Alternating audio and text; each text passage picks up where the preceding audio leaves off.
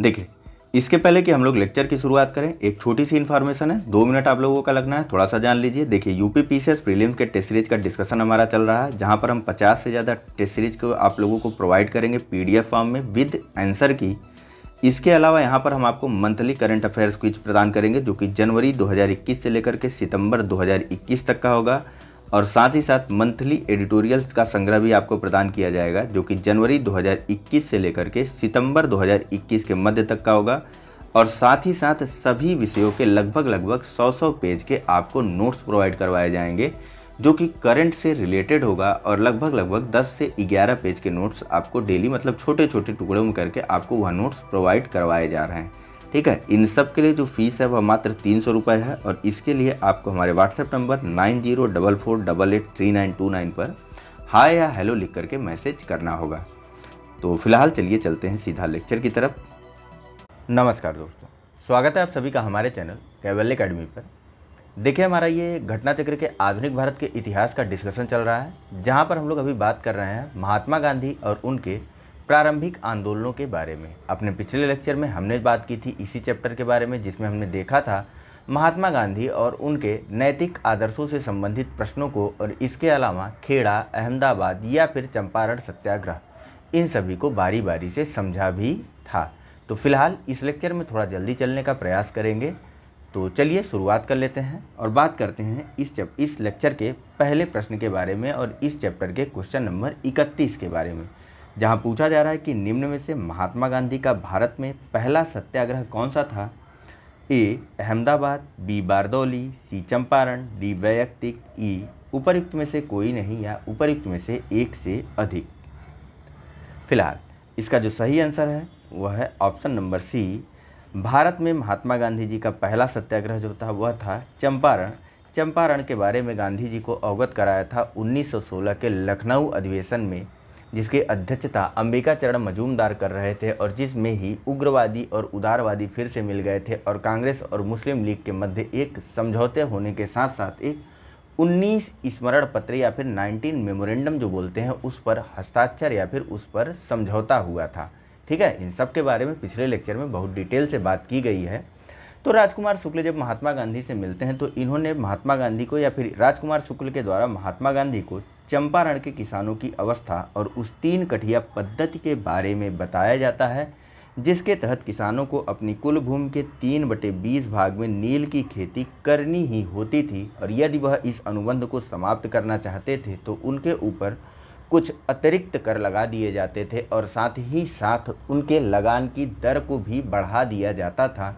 और उनकी जो उसके बाद भी वह जो उत्पादन करते थे उसको इस शर्त के साथ मार्केट में जाने दिया जाता था कि उसका जो दाम होगा वह अंग्रेज गोरे बागान के मालिक ही निर्धारित करेंगे। तो फिलहाल एक थोड़ा सा जल्दी से आप लोगों को बता दिया गया है, आइए एक्सप्लेनेशन को भी देख लेते हैं। देखिए, महात्मा गांधी दक्षिण अफ्रीका से वर्ष 1915 में लौटने के बाद महात्मा गांधी द्वारा दक्षिण अफ्रीका से वर्ष 1915 में लौटने के बाद गांधी जी ने भारत में अपना प्रथम सफल सत्याग्रह बिहार के चंपारण जिले में वर्ष 1917 में किया।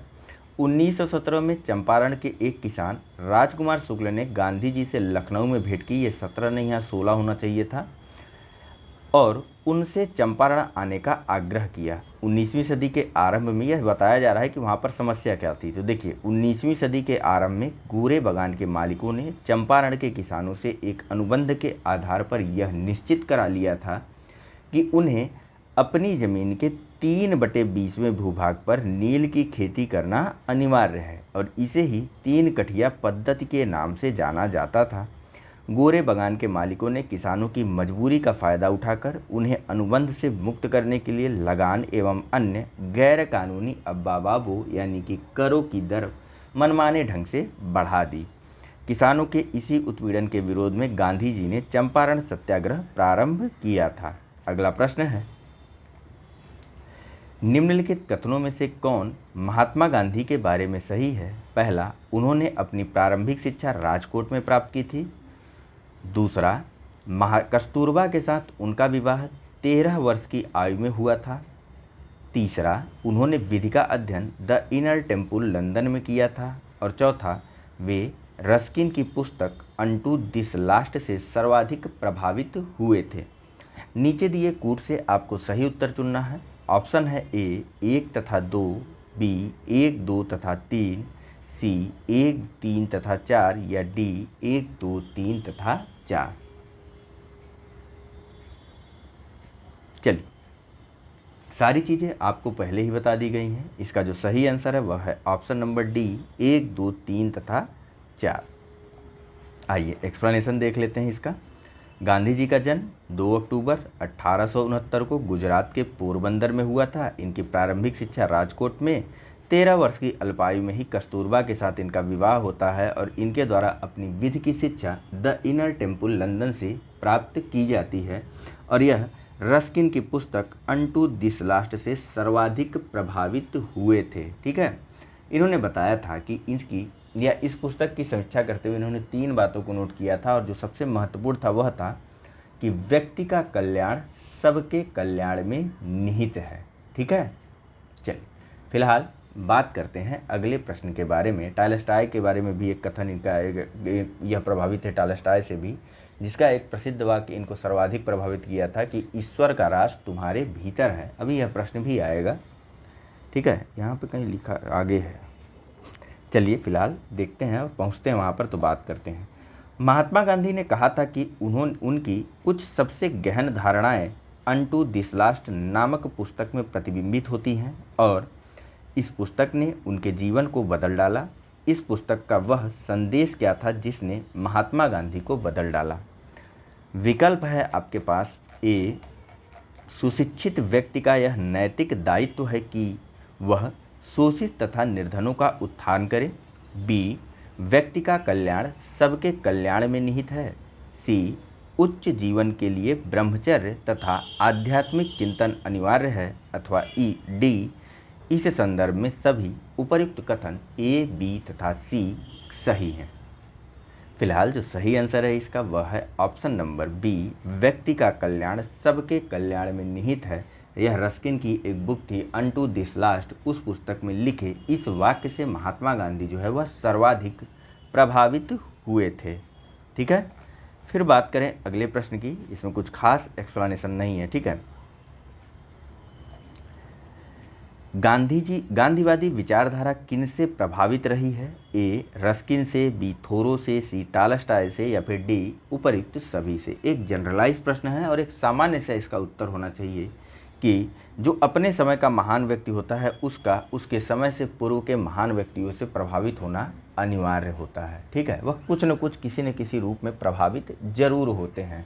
ठीक है, तो इसका जो सही आंसर है वह है ऑप्शन नंबर डी। जनरलाइज प्रश्न की बात उत्तर की बात की है, थोड़ा सा ध्यान रखिएगा उत्तर को करते हुए भी। यह आपकी पढ़ाई के साथ साथ काम देगा इसका उत्तर करने में। अगर आपने तैयारी अच्छे से नहीं की है तो आप निश्चित रूप से कंफ्यूज हो जाएंगे। फिलहाल देखिए, धर्मनिरपेक्ष लेखकों में गांधीवादी धर्मनिरपेक्ष एक कंडीशन आ गई गांधी के विचारधारा को प्रभावित करने वाले लेखकों के लिए। ठीक है, तो अब देखिए, धर्मनिरपेक्ष लेखकों में गांधीवादी विचारधारा को थोरो, रस्किन, टॉलस्टॉय ने सबसे अधिक प्रभावित किया था। गांधी जी ने थोरो से सविनय अवज्ञा और करबंदी की प्रेरणा पाई, तो रस्किन से गांधी जी ने शारीरिक परिश्रम का आदर करना सीखा। तो टॉलस्टॉय के प्रसिद्ध वाक्य ईश्वर का राज्य तुम्हारे भीतर है से गांधी जी प्रभावित हुए और यह उनके अहिंसक आंदोलनों का आधार बना। अगला प्रश्न है, निम्न में से किस आंदोलन से गांधी जी संबंधित नहीं थे? ए, स्वदेशी, बी, खिलाफत, सी, वैयक्तिक सत्याग्रह आंदोलन या डी, भारत छोड़ो आंदोलन।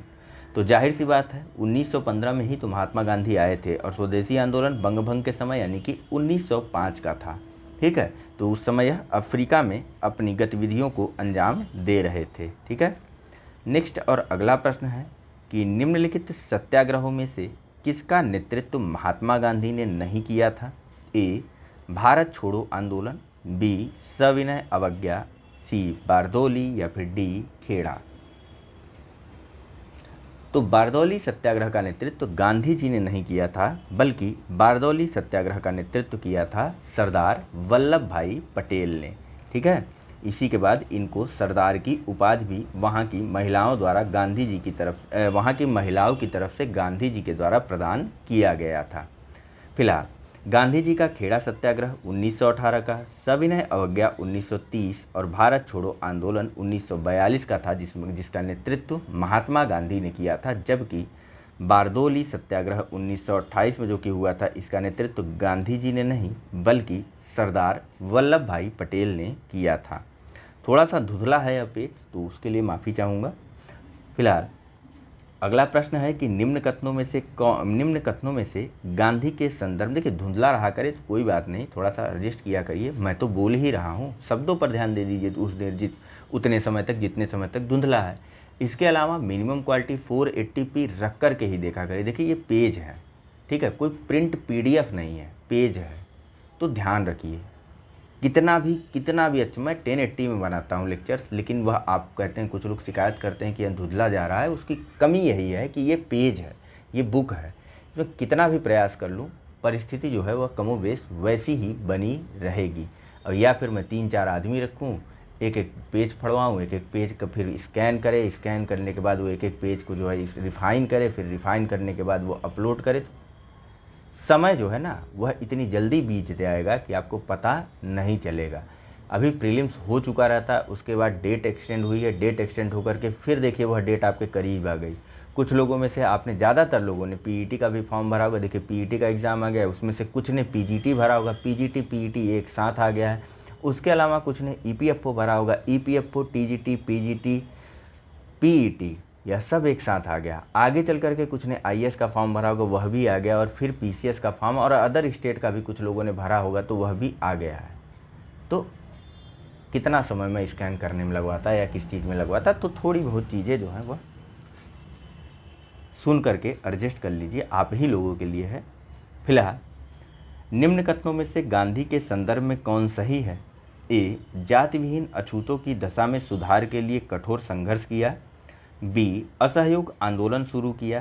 C, सविनय अवज्ञा आंदोलन शुरू किया। या D, उपर्युक्त सभी। तो फिलहाल इनमें से सभी के सभी कथन जो है वह गांधी जी के संदर्भ में सही है। गांधी जी ने 1930 में असहयोग आंदोलन शुरू किया था, तो जाति विहीन अथवा अछूतों की दशा में सुधार करने के लिए गांधी जी ने तो कह ही दिया था कि हरिजन सेवा मेरे जीवन का श्वास है और इसके बिना मैं एक क्षण भी जीवित नहीं रह सकता हूँ। अंततोगत्वा इन्होंने हरिजनों की सेवा करने के उद्देश्य से जो है वह कांग्रेस पार्टी की सदस्यता से त्याग पत्र दे दिया था और हरिजन सेवा में ही लग गए थे। फिलहाल असहयोग आंदोलन भी गांधी जी के द्वारा ही शुरू किया गया था या नेतृत्व किया गया था। नेक्स्ट और अगला प्रश्न है कि महात्मा गांधी को सर्वप्रथम राष्ट्रपिता किसने कहा था? ए, जवाहरलाल नेहरू ने। बी, वल्लभ भाई पटेल ने। सी राजगोपालाचारी ने। या डी, सुभाष चंद्र बोस ने। तो महात्मा गांधी को सर्वप्रथम राष्ट्रपिता के नाम से संबोधित करने वाले जो शख्स थे या जो नेता थे वह थे हमारे सुभाष चंद्र बोस जी। ठीक है। नेक्स्ट और अगला प्रश्न है कि गांधी के नाम के पहले महात्मा जोड़ा गया। ए, चंपारण सत्याग्रह के दौरान। बी, रोलेट एक्ट के विरुद्ध सत्याग्रह के दौरान। सी, 1919 ईस्वी में भारतीय राष्ट्रीय कांग्रेस के अमृतसर अधिवेशन में। डी, खिलाफत आंदोलन के आरंभ के समय। तो फिलहाल इसका जो सही आंसर है वह है ऑप्शन नंबर ए, इनके प्रथम सत्याग्रह यानी कि चंपारण सत्याग्रह के दौरान या चंपारण सत्याग्रह का सफल नेतृत्व करने के कारण गांधी जी को रविंद्रनाथ टैगोर के द्वारा जो है वह महात्मा कहा गया। तो राष्ट्रपिता किसने कहा गांधी जी को? गांधी जी को राष्ट्रपिता की उपाधि या राष्ट्रपिता का उपनाम दिया था सुभाष चंद्र बोस ने। तो महात्मा की उपाधि गांधी जी को दी थी रविंद्रनाथ टैगोर ने इनके चंपारण सत्याग्रह का सफल नेतृत्व करने के कारण। अगला प्रश्न है कि निम्नलिखित में से किसने गांधी जी को सर्वप्रथम महात्मा के तौर पर संबोधित किया था? तो डायरेक्ट आंसर कर लेते हैं, option number C, Rabindranath Tagore. Next और अगला प्रश्न है, मैं पढ़ रहा हूँ, इत्मीनान रखिए। नोआखली काल में महात्मा गांधी के सचिव कौन थे? ए, निर्मल कुमार बोस। बी, महादेव देसाई। सी, प्यारेलाल। या फिर डी, वल्लभ भाई पटेल। ज़रा सा गूगल करिएगा कि नोआखली क्या है या कौन सी जगह है या कौन सा समय है। फिलहाल इसका जो सही आंसर है वह है ऑप्शन नंबर सी, नोआखली काल में महात्मा गांधी के जो सचिव थे वह थे प्यारे लाल, और इनकी बहन यानी कि प्यारे लाल की बहन डॉक्टर सुशीला नैयर जो है वह गांधी जी की पर्सनल डॉक्टर या फिर यूँ कह लीजिए तो व्यक्तिगत चिकित्सक थी। ठीक है, और प्यारे लाल ने गांधी जी के दांडी मार्च में भी महत्वपूर्ण भूमिका अदा की थी। नेक्स्ट और अगला प्रश्न है कि निम्नलिखित में से किस सत्याग्रह आंदोलन में गांधी जी ने प्रत्यक्ष रूप से भाग नहीं लिया? ए राजकोट सत्याग्रह, बी खेड़ा सत्याग्रह, सी वायकोम सत्याग्रह या डी असहयोग आंदोलन। चलिए, तो जो सही आंसर है इसका वह है ऑप्शन नंबर सी, गांधी जी ने वायकोम सत्याग्रह में प्रत्यक्ष रूप से भाग नहीं लिया था। यह एक मंदिर प्रवेश आंदोलन था, आप कह सकते हैं इसको। ठीक है, इसके बारे में अभी आगे प्रश्न भी आएगा। देखिए, वायकोम के मंदिर प्रवेश सत्याग्रह में गांधी जी ने प्रत्यक्ष रूप से भाग नहीं लिया था, जबकि खेड़ा, राजकोट तथा असहयोग आंदोलन का नेतृत्व तो स्वयं गांधी जी ने ही किया था। ठीक है, और राजकोट सत्याग्रह कब का था? तो यह था 1939 का। और ठीक है, और इसमें महात्मा गांधी के 4 दिनों के अनशन के बाद वायसराय की मध्यस्थता के बाद राजकोट का जो शासक था वह समझौता करने के लिए तैयार हो गया था। नेक्स्ट और अगला प्रश्न है कि महात्मा गांधी का छत्तीसगढ़ में प्रथम आगमन कब हुआ था? ए 2 अक्टूबर, ये छत्तीसगढ़ स्पेसिफिक प्रश्न है तो ध्यान रखिएगा। इसका मैं डायरेक्ट आंसर आपको बता देता हूँ। महात्मा गांधी पहली बार जब छत्तीसगढ़ गए थे तो वह तारीख थी 20 दिसंबर 1920। इसके बाद यह 24 नवंबर 1933 को भी छत्तीसगढ़ गए थे। अपने प्रथम छत्तीसगढ़ प्रवास में महात्मा गांधी गए थे छत्तीसगढ़ के रायपुर में स्थित धमतरी क्षेत्र में। नेक्स्ट और अगला प्रश्न है कि गांधी के निम्नलिखित अनुयायियों में से पेशे से एक शिक्षक था? A N Sinha, B bridge Kishore Prasad, C JB Kripalani या डी डॉक्टर राजेंद्र प्रसाद। जाहिर सी बात है, ब्रैकेट में ही सारी चीज़ें दे दी गई हैं, तो इसका जो सही आंसर है वह है ऑप्शन नंबर बी। देखिए, गांधी के अनुयायियों में JB कृपलानी पेशे से शिक्षक थे, शेष अन्य मुख्यतः पेशे से वकील थे। ठीक है, यद्यपि राजेंद्र प्रसाद ने कुछ समय के लिए शिक्षण का कार्य भी किया था, लेकिन मुख्यतः राजेंद्र प्रसाद जो थे वह एक वकील ही थे। अगला प्रश्न है कि निम्न उद्योगपतियों में से कौन से व्यक्ति लंबे समय तक AICC के खजांची रहे तथा 1930 में जेल भी गए? ऑल इंडिया कांग्रेस कमेटी के खजांची रहे या अकाउंटेंट रहे और 1930 में जेल भी गए। निम्नलिखित में से कौन से व्यक्ति? ए GD बिड़ला, बी जमनालाल बजाज, सी JRD टाटा या डी बालचंद्र हीराचंद। चलिए, तो जो सही आंसर है इसका वह है option number B, Jamnalal Bajaj. यह जो है कांग्रेस के काफ़ी समय तक कोषाध्यक्ष भी रहे थे और कई बार यह जेल भी गए थे। देखिए, सेठ जमनालाल बजाज गांधी जी के निकटतम सहयोगियों में से एक थे। ये लंबे समय तक भारतीय राष्ट्रीय कांग्रेस के खजांची या कोषाध्यक्ष भी रहे थे और 1923 में जमनालाल बजाज ने झंडा सत्याग्रह में भी भाग लिया था और इसके साथ साथ 1930 में सविनय अवज्ञा आंदोलन के दौरान जमनालाल बजाज जो है वह जेल भी गए थे। अगला प्रश्न है कि भारतीय कपड़ा व्यापारी, बैंकर, कांग्रेसी तथा महात्मा गांधी का निकट सहयोगी है? A GD Birla, B MR Jayakar, C Jamnalal Bajaj या डी BS श्रीनिवास शास्त्री। एक सेकेंड रुकिए। चलिए, तो जो इसका सही आंसर है वह है option number C, Jamnalal Bajaj. यह एक कपड़े के व्यापारी थे, एक बैंकर भी थे और कांग्रेस के सदस्य थे, कांग्रेस के कोषाध्यक्ष भी थे और महात्मा गांधी के निकटतम सहयोगी भी थे। अगला प्रश्न है कि स्वाधीनता आंदोलन के दौरान महात्मा गांधी के करीबी अंग्रेज मित्र थे? ए रेवरेंड थॉमस मूर, बी AO ह्यूम, सी रेवरेंड चार्ली एंड्रयूज या फिर डी विलियम बावेल। चलिए, इसका जो सही आंसर है वह है ऑप्शन नंबर सी, और इन्हीं को हम लोग दीनबंधु एंड्रूज कहते रहते हैं। ठीक है, गांधी जी ने ही इनको दीनबंधु की उपाधि दी थी। फिलहाल देखिए, चार्ल्स एंड्रूज या रेवरेंड चार्ली एंड्रूज, जिनका पूरा नाम है और जिनको प्यार से दीनबंधु एंड्रूज भी कहा जाता है, यह देखिए सेंट स्टीफन कॉलेज दिल्ली में प्राध्यापक थे और भारतीयों से इनका गहरा लगाव था और ये हर तरीके से भारतीय बनना चाहते थे। महात्मा गांधी के अलावा रविन्द्रनाथ टैगोर, गोपाल कृष्ण गोखले, महात्मा गांधी इन सभी से, रविन्द्रनाथ टैगोर, गोपाल कृष्ण गोखले, इन सभी से इनके घनिष्ठ संबंध थे। ये दक्षिण अफ्रीका के फिनिक्स फार्म में गांधी जी के साथ रहे थे। गांधी जी ने ही गरीबों के प्रति इनकी निरंतर चिंता को देखते हुए इन्हें दीनबंधु की उपाधि से सम्मानित किया था। एंड्रूज 1925 और 1927 में इंटेक या all India trade union AITU के अध्यक्ष भी रहे थे। इंटेक नहीं, AITU। ठीक, ध्यान रखिएगा कि दीनबंधु एंड्रूज जो है 1925 और 1927 दो बार ऑल इंडिया ट्रेड यूनियन के अध्यक्ष भी रहे थे और द्वितीय गोलमेज सम्मेलन में भाग लेने के लिए ये गांधी जी के साथ एक सहयोगी के रूप में लंदन भी गए थे। अगला प्रश्न है कि निम्नलिखित में से किस कारागार को गांधी जी ने मंदिर का नाम दिया था? ए नैनी, बी यरवदा, सी सेलुलर या पोर्ट ब्लेयर, अथवा डी आगा खान पैलेस।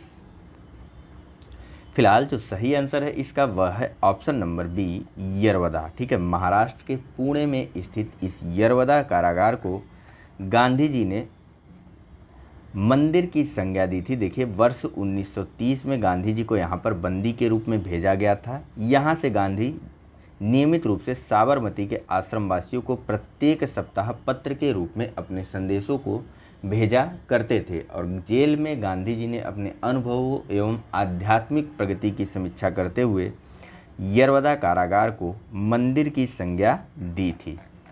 फिलहाल जो अगला प्रश्न है आपके सामने वह है कि भारत की स्वाधीनता के समय महात्मा गांधी ए कांग्रेस कार्यकारिणी समिति के सदस्य थे, बी कांग्रेस के सदस्य नहीं थे, सी कांग्रेस के अध्यक्ष थे, डी कांग्रेस के महासचिव थे।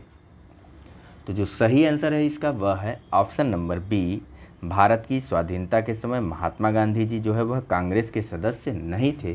कांग्रेस से इन्होंने या कांग्रेस की सदस्यता से इन्होंने 1934 में ही इस्तीफ़ा दे दिया था और फिर ये औपचारिक रूप से कभी भी कांग्रेस के सदस्य नहीं बने थे। हालांकि अगर देखा जाए तो कांग्रेस पर फिर भी इनका प्रभाव था, वह भी शक्तिशाली प्रभाव था। अगला प्रश्न है कि गांधी जी की मृत्यु पर किसने कहा था हमारे जीवन से प्रकाश चला गया है? A Lord Mountbatten, B doctor Rajendra Prasad, C doctor S Radhakrishnan या डी जवाहरलाल नेहरू। चलिए, इसका जो सही आंसर है वह है option number D. Gandhi ji की मृत्यु पर जवाहरलाल नेहरू का यह कथन था कि हमारे जीवन से प्रकाश चला गया है। 30 जनवरी 1948 को नाथूराम गोडसे ने गांधी जी की गोली मारकर हत्या कर दी थी।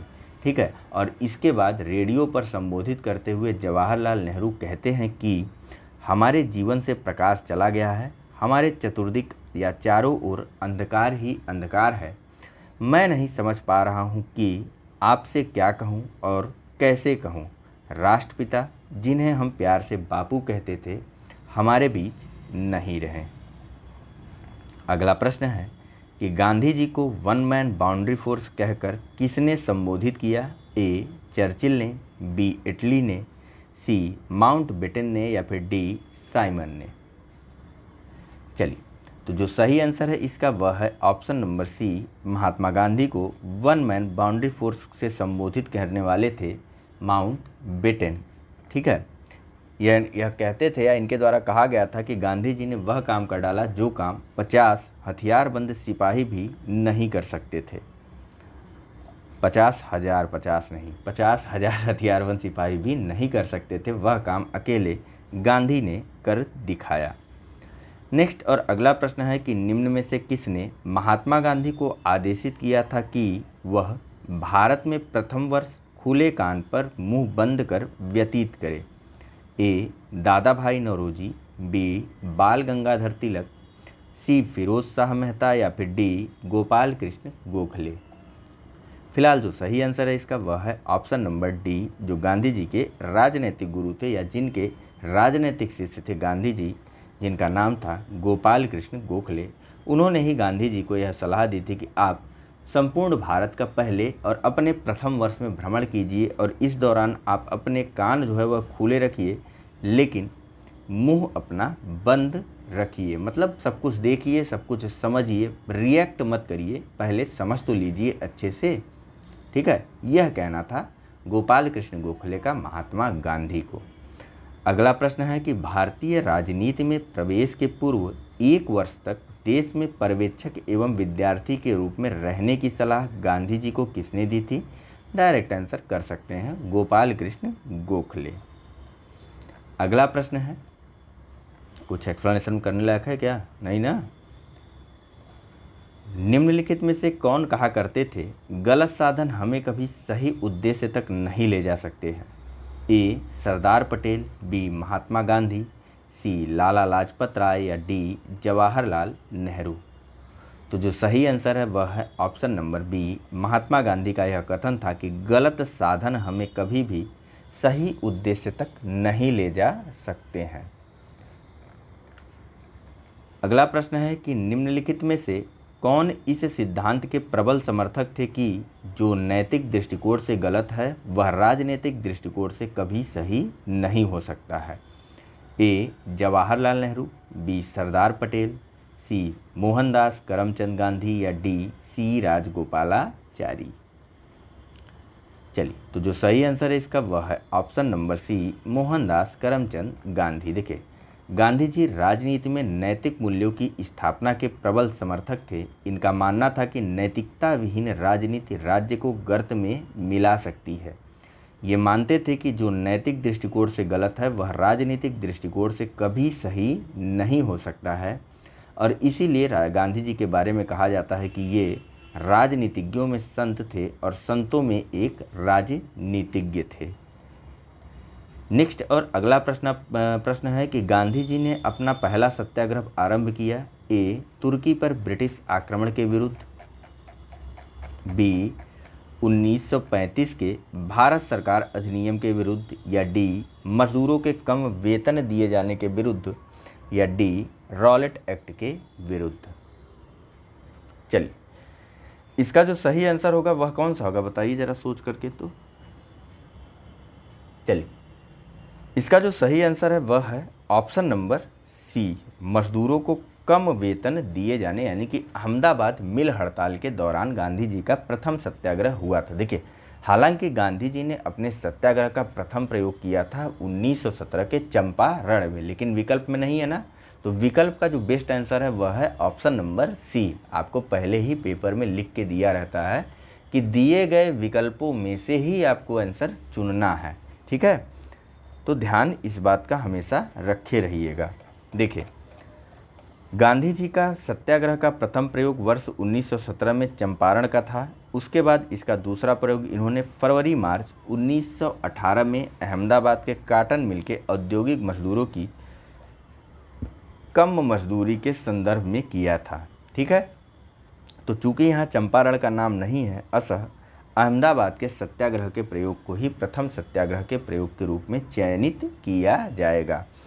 अहमदाबाद के मिल मालिकों और मजदूरों में प्लेग बोनस को लेकर के विवाद था। गांधी जी के 3 दिन के अनशन, जो कि इनकी भारत में प्रथम भूख हड़ताल थी, उसके बाद मिल मालिक इस मामले में मध्यस्थता के लिए तैयार हो गए और अंततोगत्वा इन्होंने 35% बोनस देना स्वीकार कर लिया था। अगला प्रश्न है कि निम्न में से किस आंदोलन में महात्मा गांधी ने पहली बार भूख हड़ताल का प्रयोग हथियार के रूप में किया था? ए असहयोग आंदोलन, बी रॉलेट सत्याग्रह, सी अहमदाबाद की हड़ताल या डी बारदौली सत्याग्रह। तो अभी हमने देखा ना, गांधी जी ने अपना प्रथम भूख हड़ताल किया था कहाँ पर? अहमदाबाद की हड़ताल के दौरान, यानी कि मार्च 1918 के समय में। अगला प्रश्न कि थोड़ा जोश में बोल दिया ना, महात्मा गांधी ने भारत में अपना पहला जन भाषण कहाँ दिया था? ए बम्बई में, बी लखनऊ में, सी चंपारण में या डी वाराणसी में। देखिए, महात्मा गांधी ने भारत में अपना पहला जनभाषण दिया था बनारस हिंदू विश्वविद्यालय के उद्घाटन समारोह के अवसर पर। ठीक है, विश्व हिंदू विद्यालय बोल रहा था। देखिए, महात्मा गांधी ने भारत में अपना पहला जनभाषण फरवरी 1916 में बनारस हिंदू विश्वविद्यालय के उद्घाटन समारोह के अवसर पर दिया था।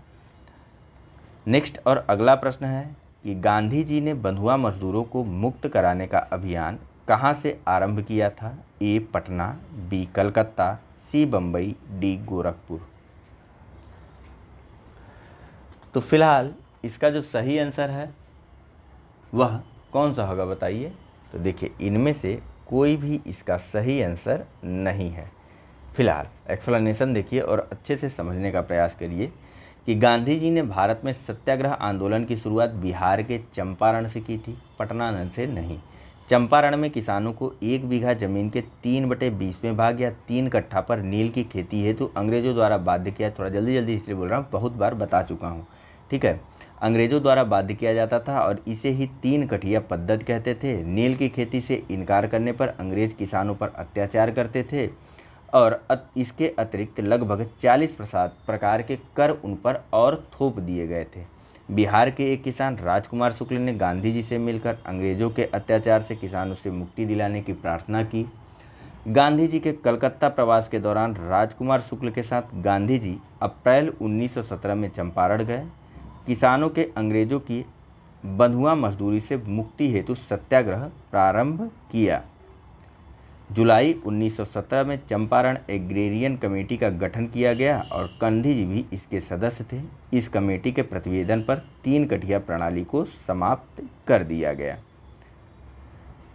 1917-18 में अहमदाबाद में गांधी जी द्वारा चलाए गए सत्याग्रह में किसने हिस्सा लिया था? ए कृषक वर्ग ने, बी मध्यस्थ वर्ग ने, सी जनता अथवा डी मजदूर। तो अहमदाबाद मिल हड़ताल थी। मिल में कौन काम करता है? मजदूर। इसका जो सही आंसर है वह है ऑप्शन नंबर डी। 1917-18 में अहमदाबाद में गांधी जी द्वारा चलाए गए सत्याग्रह में मजदूरों ने हिस्सा लिया था। यहाँ पर विवाद जो था वह मिल मालिकों और मजदूरों के मध्य था, प्लेग बोनस को लेकर के। चंपारण की सफलता के बाद गांधी जी का अगला सत्याग्रह का प्रयोग था मार्च 1918 का अहमदाबाद का काटन मिल टेक्सटाइल, जहाँ पर मिल मालिकों और मजदूरों के बीच मजदूरी बढ़ाने को लेकर के चल रहे विवाद में गांधी जी ने हस्तक्षेप किया था। विवाद प्लेग बोनस को लेकर के था। प्लेग का प्रकोप खत्म होने के बाद मालिक इसे समाप्त करना चाहते थे, जबकि मजदूर इसे बरकरार रखना चाहते थे या रखने की मांग कर रहे थे। उत्पादन लागत, मुनाफा और मजदूरों के जीवन निर्वाह खर्च का गहराई से अध्ययन करने के बाद गांधी जी ने घोषणा की कि मजदूरों को 35% बोनस मिलना चाहिए। अंततोगत्वा मिल मालिकों द्वारा गांधी जी के अनशन के बाद गठित ट्रिब्यूनल ने गांधी जी की बात को स्वीकार कर लिया और गांधी जी और मजदूरों को 35% बोनस दिया जाना शुरू किया गया। निम्नलिखित में से महात्मा गांधी का कौन सा संघर्ष औद्योगिक श्रमिकों से संबंधित था? ए चंपारण सत्याग्रह, बी अहमदाबाद संघर्ष, सी खेड़ा संघर्ष या डी उपयुक्त में से कोई नहीं। तो जो सही आंसर होगा वह होगा ऑप्शन नंबर बी, अहमदाबाद संघर्ष गांधी जी का औद्योगिक श्रमिकों के संदर्भ में संघर्ष था। नेक्स्ट, निम्नलिखित में से किसके लिए अहमदाबाद सत्याग्रह आरंभ किया गया था? ऑप्शंस हैं आपके पास। ए किसानों के लिए, बी सूती मिल के कामगारों के लिए, सी आभूषण कारीगरों के लिए या डी प्रेस की स्वतंत्रता के लिए। तो जो सही आंसर है इसका वह है ऑप्शन नंबर बी, सूती मिल कामगारों के लिए। काटन मिल था ना। नेक्स्ट, गांधी जी के ट्रस्टीशिप के सिद्धांत के प्रतिपाद्य के संबंध में निम्नलिखित युग्मों में से कौन सा एक सही है? ए दक्षिण अफ्रीका 1903, बी लंदन 1904, सी दिल्ली 1905 या डी अहमदाबाद 1906। ज़रा ध्यान दीजिए। तो देखिए, गांधी जी 1915 में भारत आए थे। कहीं पर दिख रहा है 1915 के बाद की तिथि जो आपको कंफ्यूज करे? नहीं ना। तो डायरेक्ट आप आंसर आसानी से कर सकते थे। ऑप्शन नंबर ए दक्षिण अफ्रीका 1903। देखिए, गांधी जी ने वर्ष 1903 में जोहान्सबर्ग में अपनी लॉ फर्म स्थापित की थी, जहां वे 1910 तक रहे थे। गांधी जी ने अपने लॉ फर्म में ट्रस्टीशिप के सिद्धांत को लागू किया था। ठीक है, वैसे गांधी जी के ट्रस्टीशिप का सिद्धांत क्या था? बहुत आसान था, ज़रा कमेंट करके बता डालिए आप लोग। थोड़ा थोड़ा सहयोग आप लोग भी करते चलिए। लाइक नहीं कर रहे हैं तो कम से कम कमेंट करके प्रश्नों का आंसर तो दे ही दिया कीजिए। नेक्स्ट और अगला प्रश्न है कि गांधीवादी अर्थव्यवस्था के विषय में निम्नलिखित कथनों में से कौन सा एक सही नहीं है? ए, वे अहिंसा पर आधारित अर्थव्यवस्था पर बल देते थे। बी, केंद्रीकरण शोषण और असमानता को जन्म देता है, अतएव अहिंसक सामाजिक संरचना केंद्रीकरण विरोधी है। सी, वे भारत में मशीनीकरण के पक्षधर नहीं थे। या डी, वे यूएसए में मशीनीकरण के पक्षधर नहीं थे। इसका जो सही आंसर है वह है option number D, Gandhi ji USA में मशीनीकरण के पक्षधर थे, नहीं थे नहीं। गांधी जी का मानना था जहां जैसी आवश्यकता हो अर्थव्यवस्था को चलाने के लिए वहां वैसा प्रबंध किया जाए। ठीक है, गांधी जी प्रत्येक देश की अर्थव्यवस्था, वहाँ की जलवायु, भूमि, वहाँ के निवासियों के स्वभाव को गांधी जी का ऐसा मानना था। ठीक है, गांधी जी का ऐसा विचार था कि प्रत्येक देश की अर्थव्यवस्था वहाँ की जलवायु, भूमि तथा वहाँ के निवासियों के स्वभाव को ध्यान में रखते हुए निश्चित की जानी चाहिए। और इन बातों के आधार पर जहाँ तक अमेरिका का संबंध है तो उन्होंने वहाँ पर मशीनीकरण का विरोध नहीं किया था। वे अहिंसा पर आधारित अर्थव्यवस्था पर बल जरूर देते थे और साथ ही साथ केंद्रीकरण को शोषण और असमानता का जन्मदाता मानते थे। अतः उनका मानना था कि अहिंसक सामाजिक संरचना जो है वह विकेंद्रीकरण के पक्ष में है या केंद्रीकरण की विरोधी है। ठीक, और भारत में महात्मा गांधी मशीनीकरण के पक्षधर नहीं थे। अगला प्रश्न है कि मोहनदास करमचंद गांधी के अनुसार अस्पृश्यों का सामाजिक आर्थिक सुधार संपन्न किया जा सकता है। ए, उनके मंदिर प्रवेश द्वारा। बी, उनको सहायता प्रदान करके। सी, उनके सामाजिक आर्थिक विकास हेतु कोष अलग करके। या डी, उनके लिए कुटीर उद्योग स्थापित करके। तो फिलहाल जो सही आंसर है इसका वह है ऑप्शन नंबर डी, उनके लिए कुटीर उद्योग स्थापित करके अस्पृश्यों का भी सामाजिक आर्थिक सुधार किया जा सकता है। देखिए, गांधी जी की अर्थनीति सभी तरह के शोषण का विरोध करती थी, चाहे वह शोषण देश के भीतर एक वर्ग द्वारा दूसरे वर्ग का हो या देश के बाहर से हो। ठीक, गांधी जी इसको दूर करने के लिए ऐसी प्रणाली कायम करना चाहते थे जिसमें व्यक्ति अपने मौलिक प्रयत्न के द्वारा स्वतंत्र वातावरण में श्रम एवं कार्य कर सके। मौलिक प्रयत्न का मतलब है कि उसको जो कला आती है उसी का वह विकास करे और अपना खर्च चला सके या अपनी अर्थव्यवस्था जो है वह चला सके।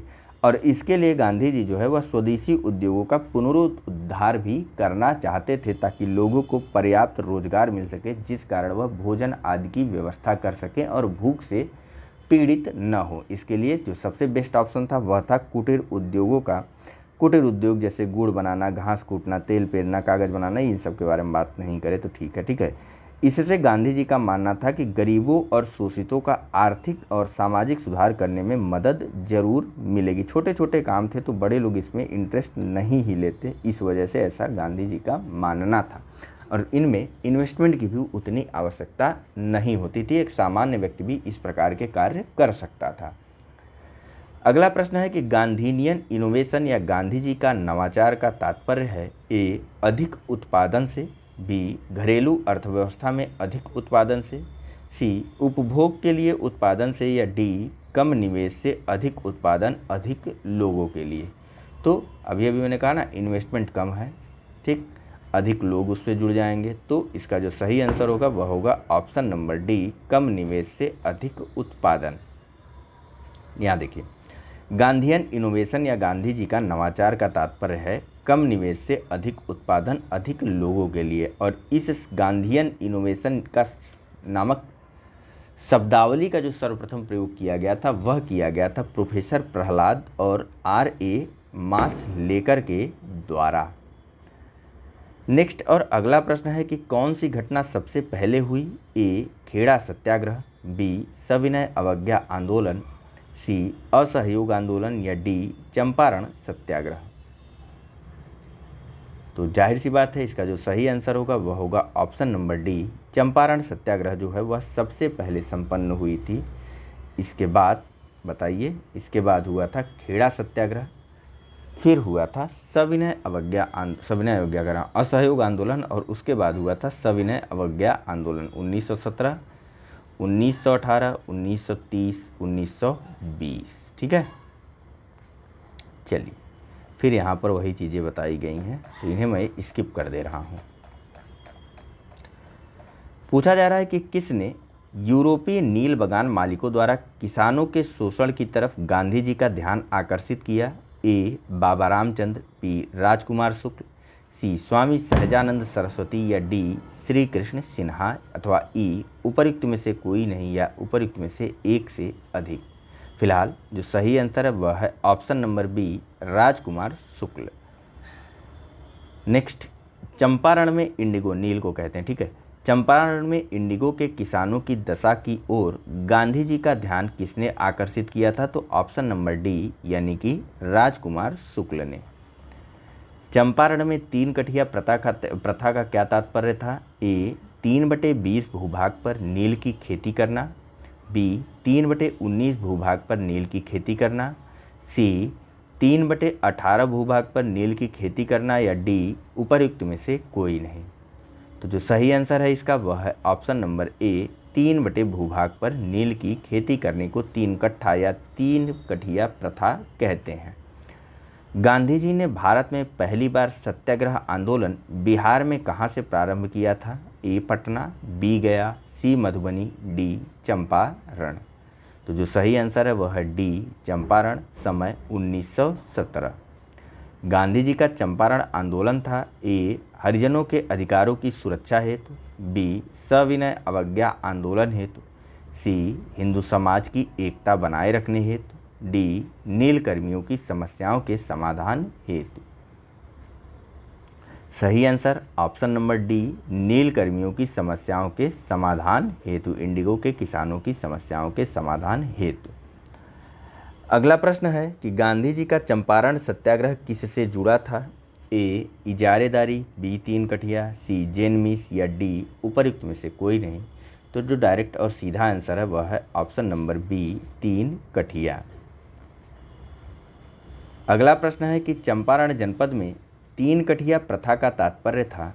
ए किसानों का 3 भूभाग पर नील की खेती करना, बी किसानों द्वारा 3/21 भूभाग पर नील की खेती करना, सी किसानों द्वारा 3/19 भूभाग पर नील की खेती करना, या डी उपर्युक्त में से कोई नहीं।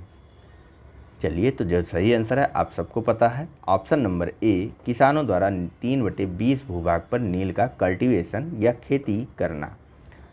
3 कठिया कानून किस स्थान पर किसकी खेती से संबंधित था? तो चंपारण में नील की खेती से संबंधित था 3 कठिया कानून। नेक्स्ट, निम्नलिखित कथनों पर विचार कीजिए। पहला, डॉक्टर राजेंद्र प्रसाद ने महात्मा गांधी को चंपारण आने तथा कृषकों की समस्या की जांच करने के लिए राजी किया।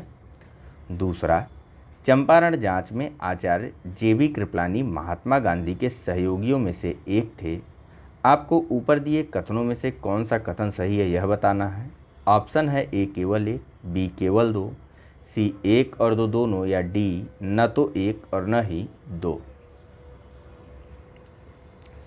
तो जो सही आंसर है वह भी आप सबको पता है, इसका जो सही आंसर है वह है ऑप्शन नंबर बी, केवल 2। ठीक है, राजकुमार शुक्ल ने महात्मा गांधी को चंपारण आने तथा कृषकों की समस्या की जांच करने के लिए राजी किया था, न कि राजेंद्र प्रसाद ने।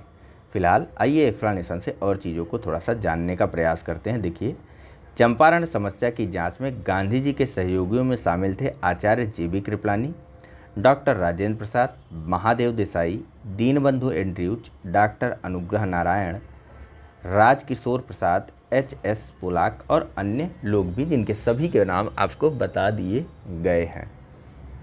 अगला प्रश्न है, चंपारण संघर्ष में निम्नलिखित में से किन्होंने महात्मा गांधी का साथ दिया था? ए वल्लभ भाई पटेल और विनोबा भावे, बी जवाहरलाल नेहरू और राजेंद्र प्रसाद, सी राजेंद्र प्रसाद और अनुग्रह नारायण सिन्हा, डी महादेव देसाई और मणिबेन पटेल। तो जो सही आंसर है इसका वह है option number C, doctor Rajendra Prasad, Anugrah Narayan Sinha, Mahadev Desai, CF Andrews, doctor Anugrah Narayan, JB Kripalani. यह सब जो है गांधी जी के सहयोगी थे इस चंपारण संघर्ष के दौरान। निम्नलिखित में से महात्मा गांधी के चंपारण सत्याग्रह से संबंध है? A, B, C, D राजकुमार शुक्ल। चंपारण आंदोलन मुख्यतः विरोध में था?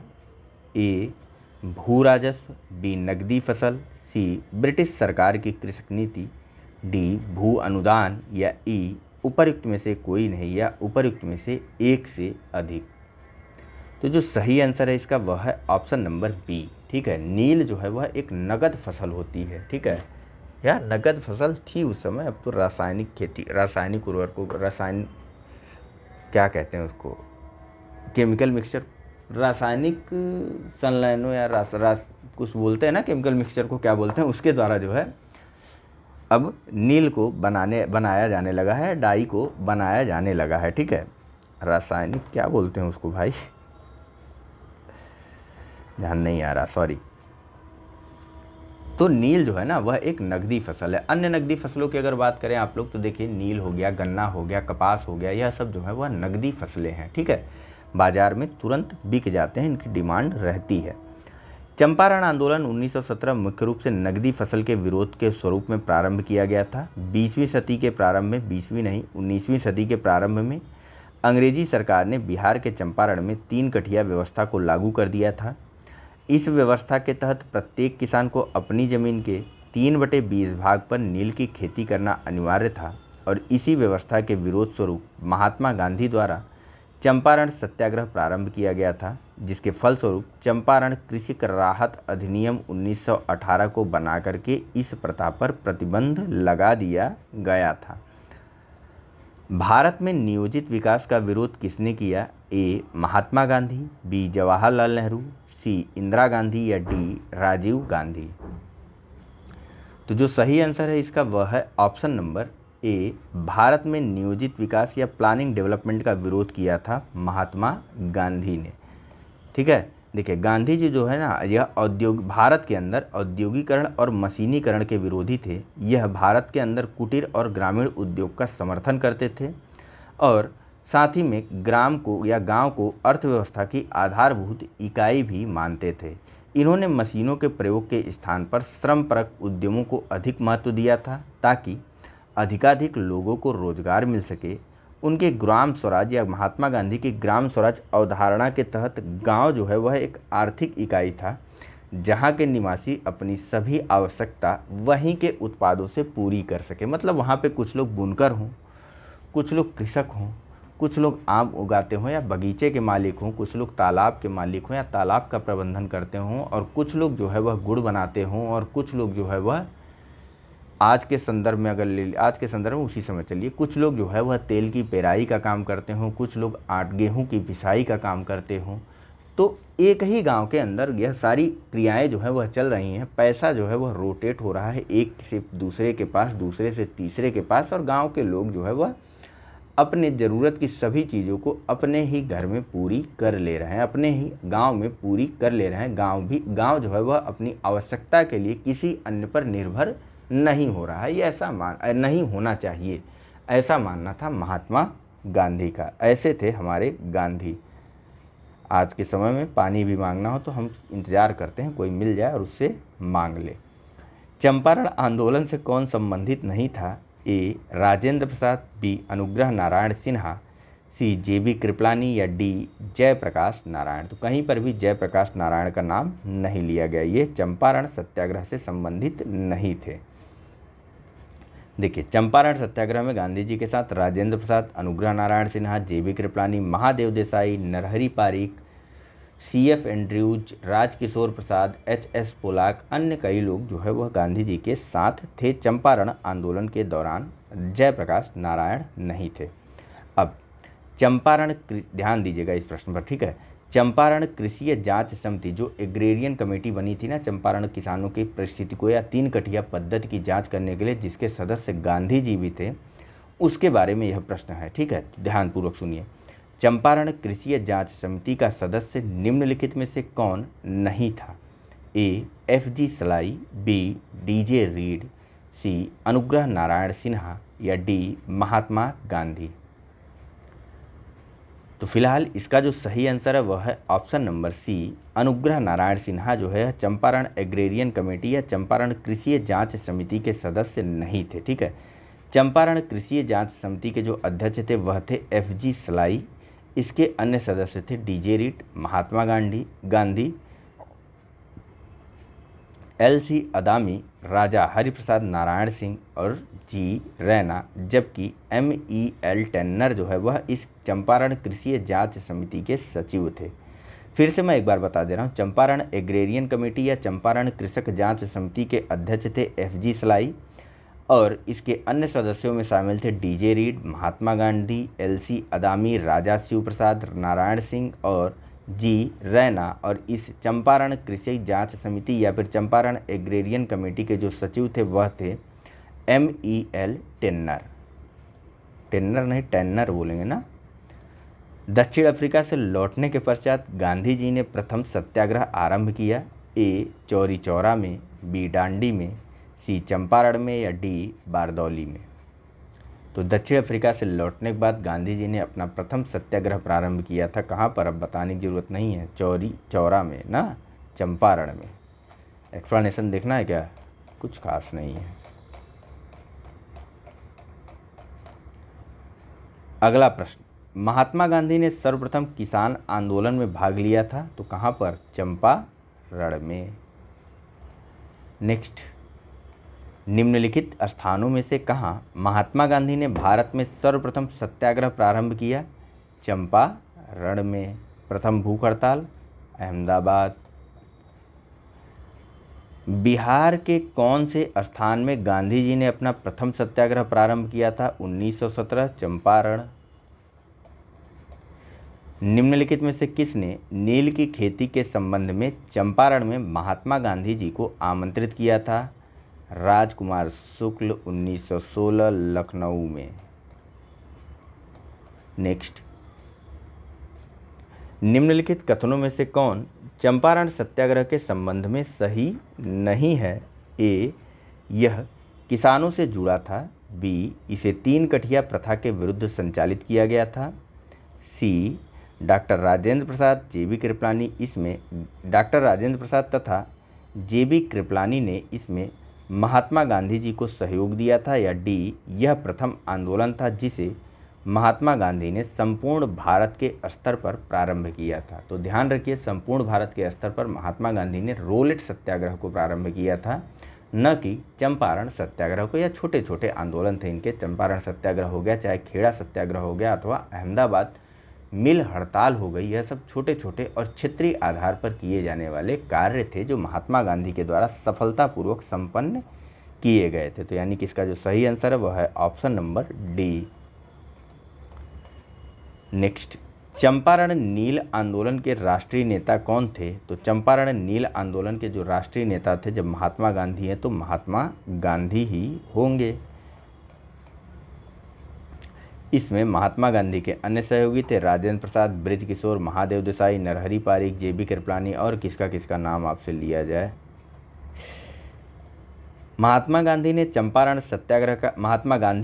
चंपारण सत्याग्रह का किसने विरोध किया था? ए रविंद्रनाथ टैगोर ने, बी NG रंगा ने, सी राजकुमार शुक्ल ने, या फिर डी राजेंद्र प्रसाद ने। राजेंद्र प्रसाद इनके सहयोगी थे, राजकुमार शुक्ल के बुलावे पर ये गए थे। रविंद्रनाथ टैगोर ने चंपारण सत्याग्रह के सफल होने के उपरांत मोहनदास करमचंद गांधी को महात्मा की उपाधि दी थी। बचा कौन, जिनके बारे में हमने नहीं पढ़ा है? ऑप्शन नंबर बी NG रंगा। इन्होंने महात्मा गांधी के चंपारण सत्याग्रह का विरोध किया था। और इस चैप्टर का अंतिम प्रश्न कि खेड़ा के किसानों के पक्ष में महात्मा गांधी ने सत्याग्रह संगठित करने का क्या कारण था? पहला, अकाल पड़ने के बावजूद प्रशासन ने भू राजस्व की उगाही स्थगित नहीं की थी। दूसरा, प्रशासन का यह प्रस्ताव था कि गुजरात में स्थायी बंदोबस्त लागू कर दिया जाए। कूट है आपके पास ए केवल 1, बी केवल 2, सी 1 और 2 दोनों, या डी न तो 1 और न ही 2। आपको बताना है कि उपरोक्त कथनों में से कौन सा कथन जो है वह, निम्न कथनों में से कौन सा कथन जो है, उपर्युक्त कथनों में से कौन सा कथन जो है वह सही है। थक मैं भी गया। फिलहाल आपको खेड़ा सत्याग्रह के बारे में भी बहुत अच्छे से बताया गया है। इसका जो सही आंसर है ना वह है ऑप्शन नंबर ए केवल 1।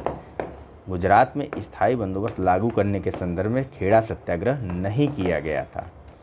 दरअसल उस समय जो है खेड़ा में अकाल पड़ गया था। सूखे के कारण फसल जो है वह पूरी तरीके से नष्ट हो गई थी। राजस्व संहिता में यह प्रावधान था कि जब फसल जो है अपने पिछले वर्ष के उत्पादन का 1/4 से कम हो जाए तो उस वर्ष राजस्व जो है वह नहीं वसूला जाएगा, स्थगित कर दिया जाएगा। लेकिन अंग्रेज सरकार को पैसा चाहिए था, वह वसूली की प्रक्रिया को बंद नहीं करना चाह रही थी।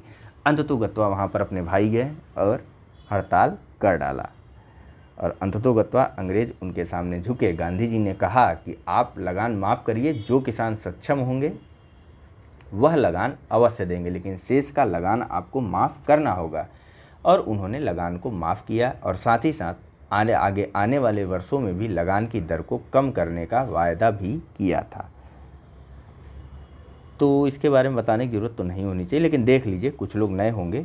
वर्ष 1918 में गुजरात के खेड़ा में किसानों की फसल नष्ट हो जाने के बाद भी सरकार ने लगान में छूट नहीं दी थी, भू राजस्व उगाही को स्थगित नहीं किया था। इसी मुद्दे पर महात्मा गांधी ने खेड़ा के किसानों के पक्ष में सत्याग्रह संगठित किया।